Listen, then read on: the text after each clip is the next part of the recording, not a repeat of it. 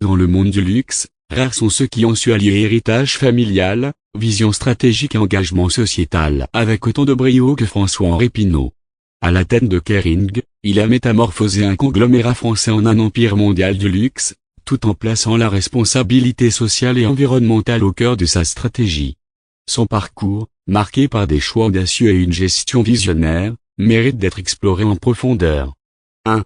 Les origines, une éducation d'élite née le 28 mai 1962 à Rennes. François-Henri Pinault est le fils de François Pinault, un homme d'affaires breton devenu milliardaire.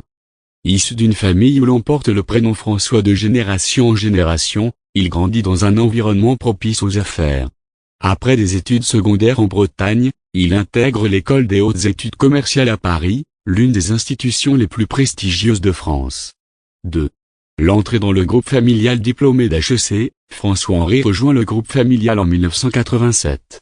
Il y occupe divers postes dans les filiales, acquérant une connaissance approfondie des opérations. En 2000, il est nommé directeur général adjoint de PPR, chargé de la stratégie numérique. 3 ans plus tard, il prend la présidence d'Artémis, la holding familiale, consolidant ainsi sa position au sein du groupe. 3. La transformation de PPR en Kering en 2005, François-Henri Pinault devient président directeur général de PPR. Sous sa direction, le groupe se réoriente vers le secteur du luxe. Il acquiert des marques emblématiques telles que Gucci, Yves Saint Laurent, Balenciaga et Bottega Veneta, tout en se séparant de ses activités dans la distribution et le sport. En 2013, PPR devient Kering, un groupe mondial du luxe, pionnier en matière de développement durable et profondément engagé en faveur des femmes. 4. Une stratégie axée sur la créativité et la durabilité sous sa houlette. Kering mise sur des directeurs artistiques innovants tels qu'Alessandro Michel chez Gucci et Dana Basalia chez Balenciaga, propulsant ses marques au sommet de la mode contemporaine.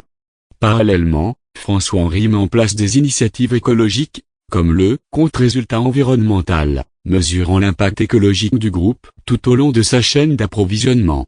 5. Un engagement philanthropique affirmé en 2008, François-Henri crée la Fondation Kering, dédiée à la lutte contre les violences faites aux femmes. Il initie également le programme Women in Motion, visant à promouvoir la place des femmes dans le cinéma et les arts. Ces actions témoignent de son engagement à utiliser le pouvoir économique pour provoquer des changements sociaux positifs. 6. Un héritage familial consolidé en 2024, François-Henri Pinault introduit son fils aîné, François-Louis Nicolas, au sein du conseil d'administration de Christie's, maison de vente aux enchères acquise par la holding familiale Artémis, en 1998. Cette nomination marque le début d'une succession intergénérationnelle, assurant la pérennité de l'empire familial. 7. Une vie personnelle sous les projecteurs en dehors de ses activités professionnelles. François-Henri est marié à l'actrice Salma Hayek depuis 2009. Le couple, qui a une fille nommée Valentina, est régulièrement aperçu lors d'événements publics, notamment dans les défilés de mode et les tribunes du Stade Rennais, où François-Henri est propriétaire. Conclusion: François-Henri Pinault incarne la figure du dirigeant moderne, visionnaire, engagé et soucieux de l'impact de ses actions.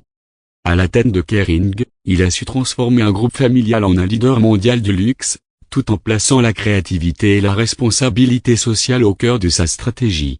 Son parcours, alliant héritage et innovation, est un modèle de réussite dans le monde des affaires.